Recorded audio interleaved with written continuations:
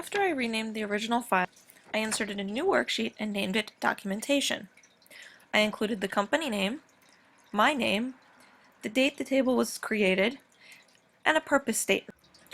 Next, the data found in the Expenditures worksheet was converted to a table which was renamed Checkbook. All occurrences of farm in the category column were converted to payroll using the find change format.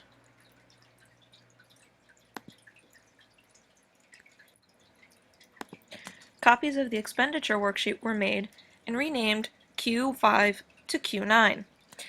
In Q5, the data was sorted in ascending order by category, payee, and date paid.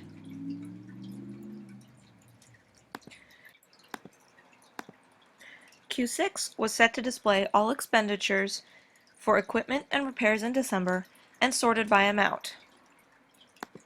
Q7 was sorted to include all checks displaying the word VET in the payee's name, and a total was added to this sheet. Q8 had conditional formatting to show outstanding checks by highlighting the word YES in column in yellow. Conditional formatting was done as seen here. And we put in YES and changed this to yellow fill with dark yellow text.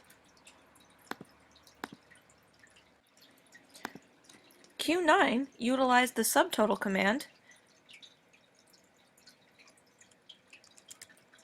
and next we created a tab Q1011 which displays a pivot table that summarizes expenditures by category and month.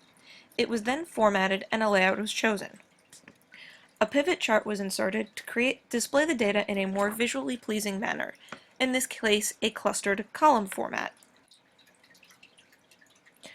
Finally, Q12 was created with another pivot table, and the data was sorted to show the total amount of the equipment, payroll, vets, repairs, feed, medicine, and administrative costs by total amount.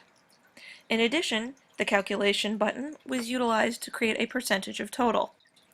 That feature is not available on this version of Excel. However, I was able to do so by using a Windows-based Excel 2010 program. The major difference between a pivot table and a pivot chart is how the data is displayed. In a table, you have assorted data from a larger Excel area, and the pivot chart simply displays the sorted data from the pivot table in an easy-to-see, visually pleasing manner. The whole point of creating the pivot table was to see a smaller section of data in a more condensed manner, which makes interpretation much easier. While you could have accessed the data by searching through a formula, the pivot table keeps the data condensed and easy to interpret even if you change the original dataset from the original table. All in all, the pivot table is a very useful tool for data analysis once it is set up.